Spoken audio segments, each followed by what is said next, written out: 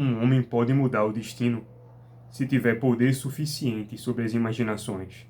O destino não hesitará em lhe render favores e até encurvar-se. E um homem sozinho tem poder para fazer isso se tiver poder sobre sua própria imaginação. E um dos exemplos de personalidade extraordinária é o Sr. Winston Churchill. Tem um filme excelente que se chama O Destino de uma Nação, que retrata a vida desse herói de guerra. E não querendo contar a biografia de Churchill, mas de revelar a vida interior desse personagem, dá para perceber algumas atitudes e favorecendo um movimento interior da autoeducação. Churchill era um homem de cultura, embora não fosse um intelectual, mesmo tendo ganhado um prêmio Nobel de literatura pela sua obra sobre a história.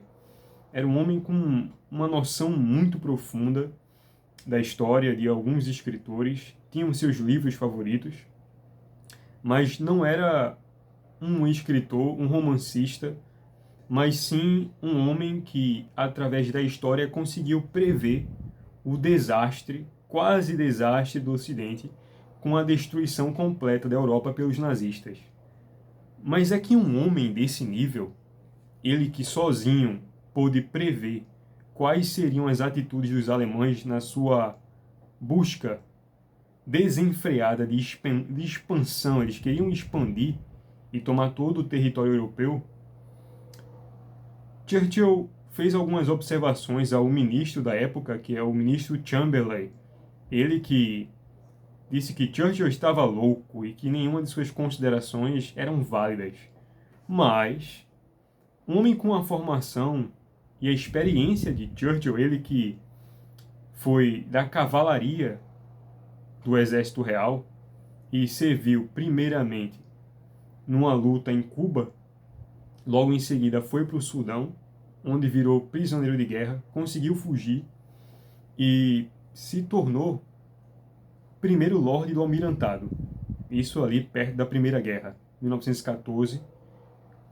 Tendo se tornado o primeiro Lorde do Almirantado, houve uma defasagem no seu, na sua fama. Sua fama foi completamente manchada porque numa ofensiva militar em Galípoli, na cidade de Dardanelos, houve um erro estratégico que mais ou menos 140 mil soldados britânicos morreram nessa ofensiva e o seu nome foi colocado em vergonha, tendo sido obrigado a renunciar. E embora Churchill tenha passado por essa vergonha, algo que para os homens comuns seria suficiente para que eles forçassem um exílio em que nunca mais visse o mundo ou que o seu nome não fosse mencionado em nenhuma atitude externa na sociedade, um homem como Churchill bem sabia que a verdade, a certeza das coisas está sujeita, né, a um erro de observação, mas que você deve prosseguir porque o erro não é fatal. Mas é que nessa circunstância, para um homem com o nível de Churchill, ele que alguns biógrafos diziam que era um homem de uma personalidade rara, além de ser um historiador, um político, um estrategista, um homem com um alto nível, era também um homem de extensa cultura. Os ingleses, que possuíam a formação básica, tanto no grego quanto no latim, dominavam as obras clássicas. E Churchill, tendo a influência do seu pai como um orador excelente, não deixou de demonstrar a eficácia da cultura clássica e o que ela é capaz de fazer no homem, com a sua extensa biblioteca e o seu isolamento já programado nos seus momentos de estudo. Ele que dividia os seus livros com os seus charutos, diz que em vida Churchill fumou mais de 190 mil charutos enquanto lia ou pensava ou estava nos seus momentos de contemplação. mas é que um homem desse nível sempre será sozinho. E são esses homens que mudam o curso da história e da nação, além de ter poder sobre as imaginações das pessoas.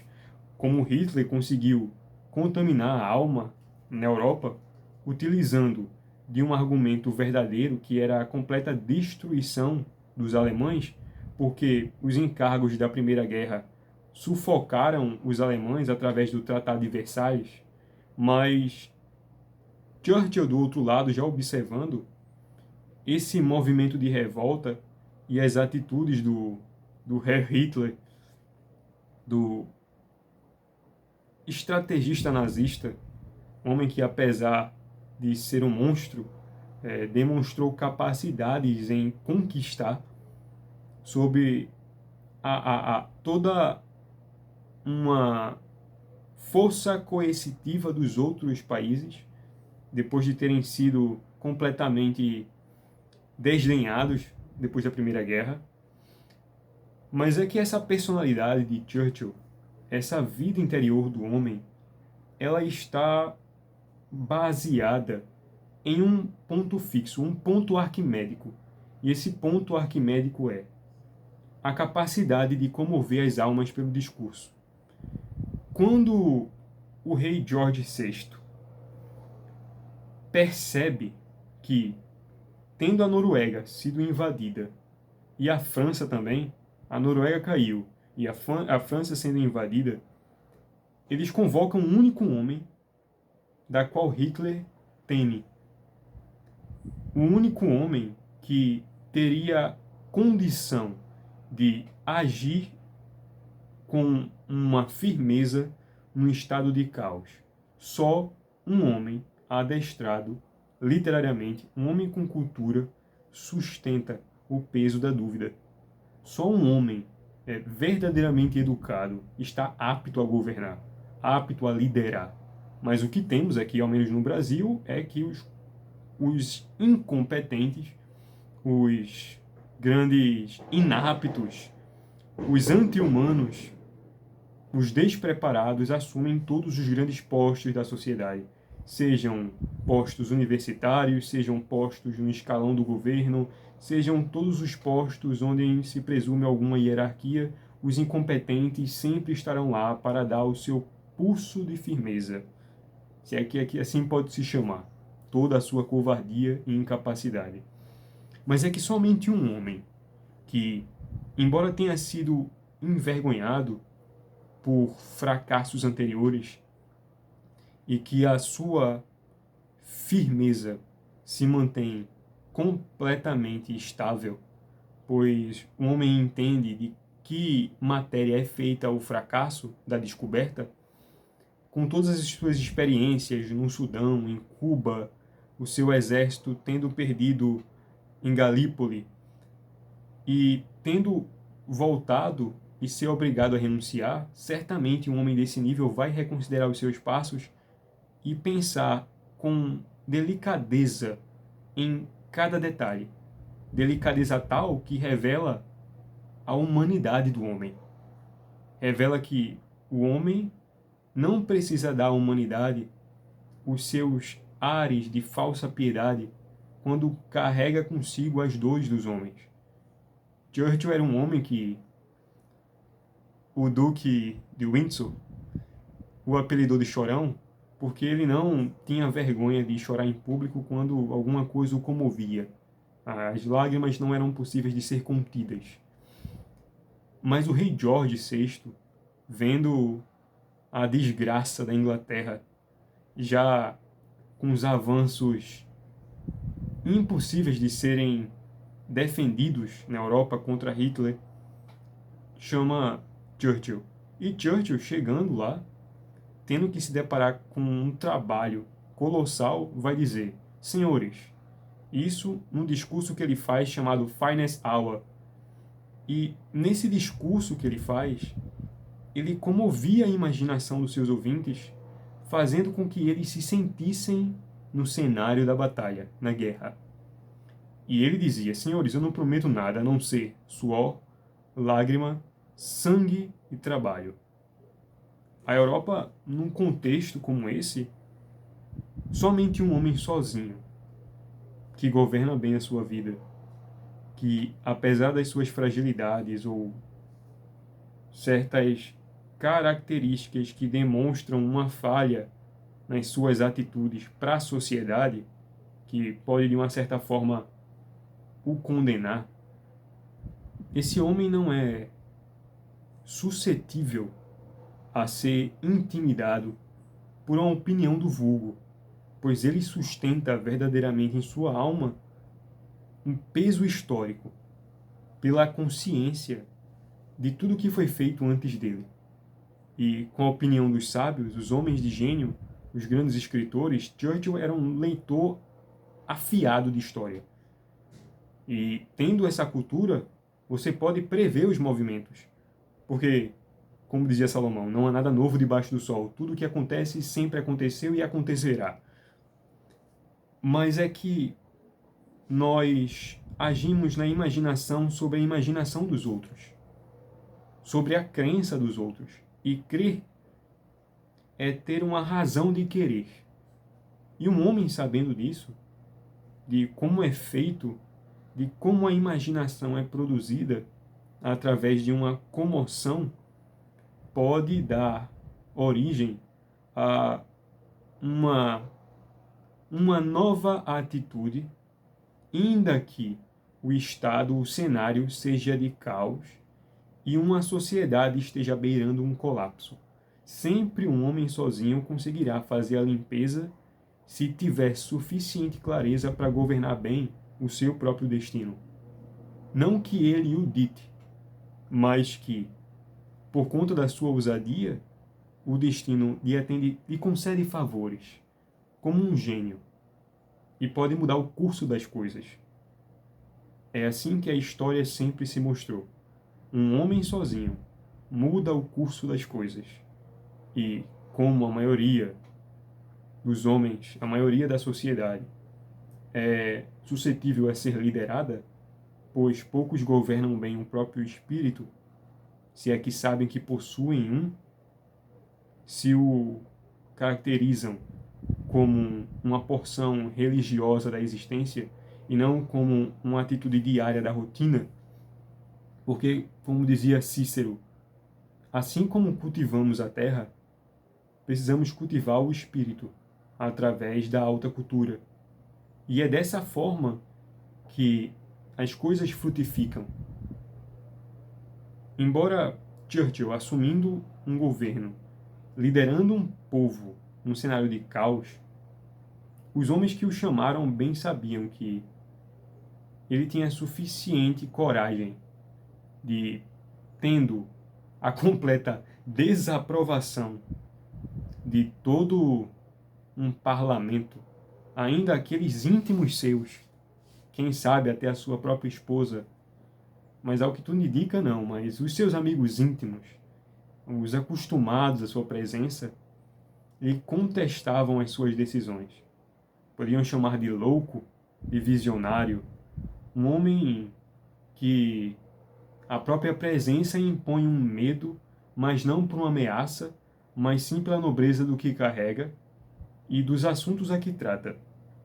Então Churchill, voltando ao cenário, a primeira coisa que ele faz como primeiro-ministro é se aproximar dos Estados Unidos da União Soviética.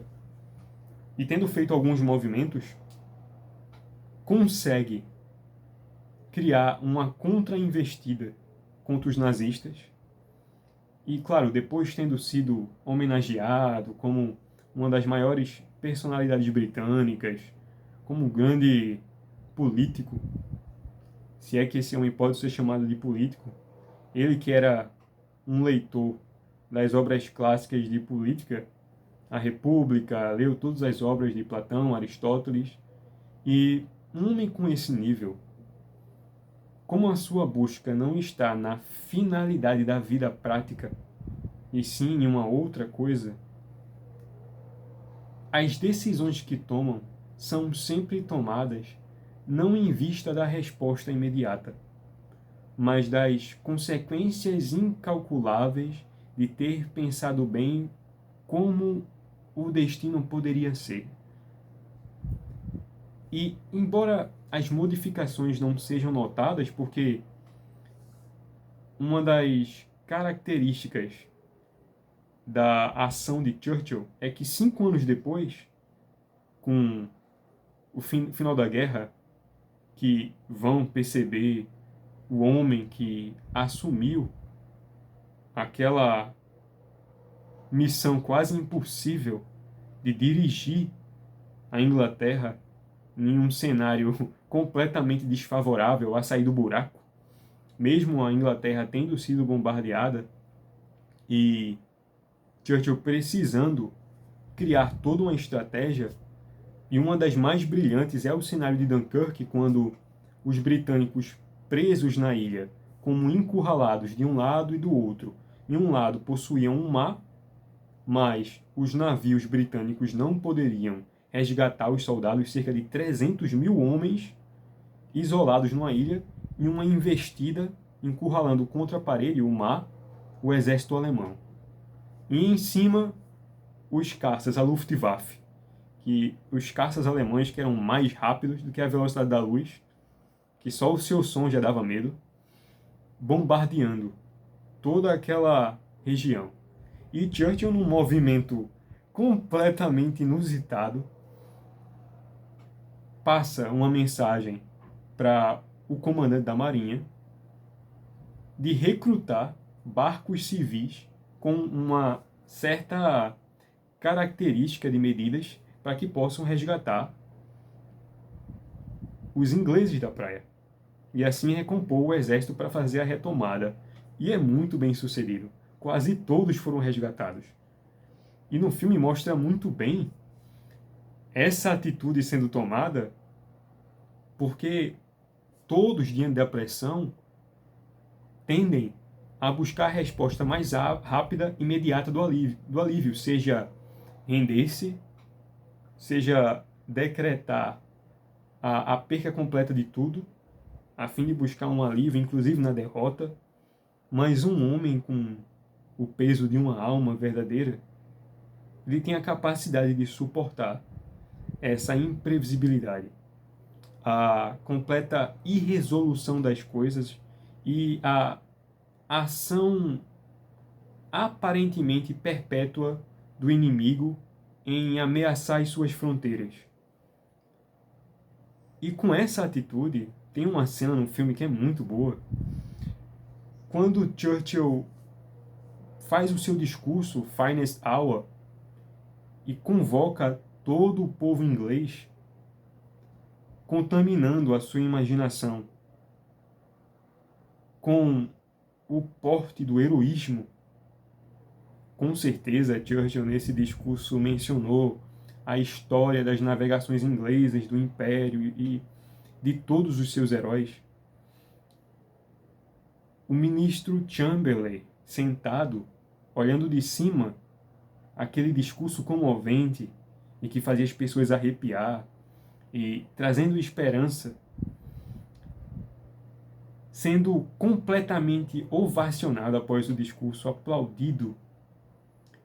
Esse ministro Chamberlain, ex-ministro, que rei George VI tirou ele para colocar Churchill, ele pergunta como isso é possível. As pessoas perguntando como isso é possível, seus inimigos. E aí o ministro fala, olha, ele manipulou a língua inglesa e a mandou para a guerra. E essa é a capacidade de um homem de direcionar um destino de um povo, de tirar aquelas roupas rasgadas da vergonha e de, trazendo clareza diante da dificuldade, incitar o heroísmo e não a covardia. Ainda que, claro, muitos homens morreram na guerra, como a própria investida fracassada militar anterior de Churchill, quando era primeiro Lord do Almirantado, mas tendo um posto de liderança, o homem está completamente suscetível ao fracasso e ao completo descrédito. Aqueles que ao seu redor não entendem muito bem o que você está fazendo, ou se entendem, entendem muito mal, baseado em suas limitações, ou naquelas características sociais já colocadas. O homem de gênio está muito acima do radar e da percepção dos comuns. E o seu isolamento, com certeza, Churchill passando noites e noites pensando em estratégias até o momento que nem sequer mais sentia o gosto das coisas, no seu gosto do seu próprio charuto, que ele incentivava a contemplação, e quem sabe muitas vezes não bebendo nem comendo para achar uma resposta, em noites e noites, sem dormir. O homem encontra, através da pressão dos opostos, a extração da verdade muitas vezes tímida, a saída diante de uma presença que não pode ser contestada, que aquela realidade virou perpétua e que as almas frágeis tendem a atender para que o seu desconforto seja aliviado e o prazer retome aquela aparência frágil da normalidade das coisas. Então, somente um homem sozinho pode governar uma nação, porque primeiro governa a si mesmo. E sendo convocado, quase invocado das sombras, porque a sua presença de certa forma constrange por um movimento completamente imprevisível das suas atitudes. Diziam que Churchill tinha uma fala afiada, que ninguém nunca sabia o que ele ia dizer, se seria algo bom ou ruim, algo favorável, agradável ou algo completamente tenebroso. Essa imprevisibilidade das ações é um homem que, apesar de aparentemente demonstrar uma falta de domínio próprio, é somente a consequência da espontaneidade com que investiga as questões interiores. E assim, pode enxergar a verdade por trás da mentira, ou o sucesso por trás do fracasso. Inclusive, tendo ganhado um prêmio Nobel de literatura, embora sua obra não seja literária, porque Churchill era um orador e dominava a retórica.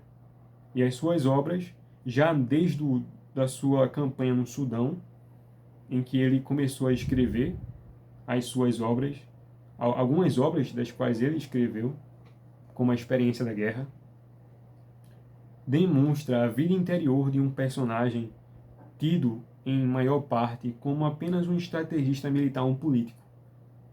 Mas acontece que essas funções só são exercidas completamente, quase ao nível do filósofo, o governante verdadeiro, se o homem primeiro governar a sua própria educação. E é a educação dos sentidos. E é a educação capaz de reger todas as vontades. Não por uma direção da tirania desesperada, como foi o caso de Hitler, que utilizou-se da verdade para construir um maquinário de destruição e quase destruiu o seu próprio povo através de uma visão desesperada, porque o ódio cega a contemplação da verdade e da realidade e substitui a realidade não pela fantasia, porque a fantasia pode ser usada para trazer clarezas que a comunicação prática não traria, mas sim a completa vertigem, uma vertigem causada pelos incessantes discursos de como um homem deve conduzir um povo, ou de como a nação deve prosseguir a partir das necessidades exteriores. As necessidades exteriores não formam a nação, nem formam a identidade da alma de um povo.